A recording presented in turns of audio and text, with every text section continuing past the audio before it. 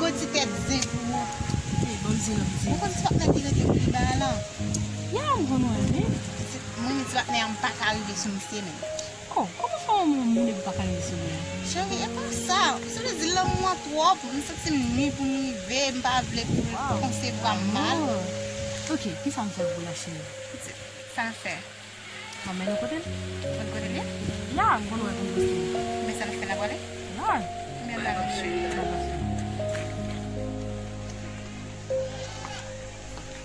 Bonsoir. Salut. Comment est? Ma femme. Ma femme, merci. Comment ça va bien? Jusqu'à présent, pas. Bon. Comme lui là, ma femme va la même.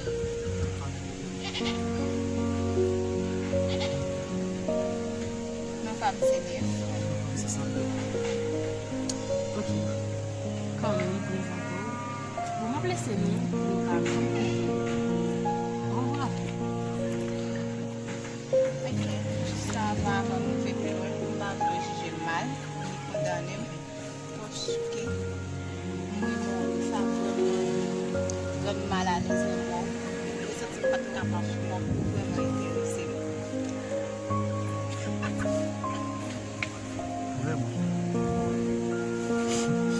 Donc, Jacques, moi, je l'ai dit, posséder. Si vous avez ça, manuel de calcul, Sa te fè pou se do ti pou lade sa man ki pou lade l kalkel pou problem. parce que faut que dans une condition qui est réunie, Ki kondisyon re? faut que vous l'ayez habillé, faut que vous l'ayez tennis, faut que vous l'ayez E pito, mpa wè sa lwen posibon. Men mwen kwen lan mou avan. l'amour avant dans le temps, mais pour le moment là, c'est ça vous parlez. Mwen kwen avèk lan mou met tèt asan tout bagay. L'amour n'est pas comme ça. Pouske ou se sel moun ki fè m'ekskire li. Nous garantissons. Non? Vraiment. Mwen kwen sa. Mais c'est malheureux. Chéri, s'il te plè. Tu nou konen mwen mè ou? Déjà, on dit plusieurs fois. Ou se lan pli mse te chèche. Déjà, on dit plusieurs fois. Nou konen mwen mè ou? Ou ki e propose mne bagay.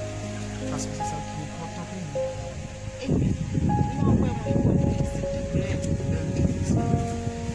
C'est ça qui est Ou get kwa yon fi ap promet ou ben ekskire de mi. c'est ça pour nous. Men chéri, mwen kwen sa ou pa anye. Se lan mou. Chéri, s'il te plè. Pou ki so wale mwen ou? Parce que c'est ça qui est Pou msou chéri. Gade, mwen mwen kon bagay. Avec yon fi ka bol lò ak diamant, avec yon fi ki remon ki vle fè yon vi avon, Est-ce que nous avons la grande sœur? oui ou ka vi pak lò. Si pa ge lan mou, pa ge l'ajen. Il faut commencer. Moi-même, c'est Mel Tennis. Chéri, s'il te plè. Amour, c'est ça qui est. Pou ki sa? Moi-même, Chéri, s'il te plè. Non, pas Fè le facile, week-end. bébé. S'il te plè, c'est pas chéri. facile, chérie.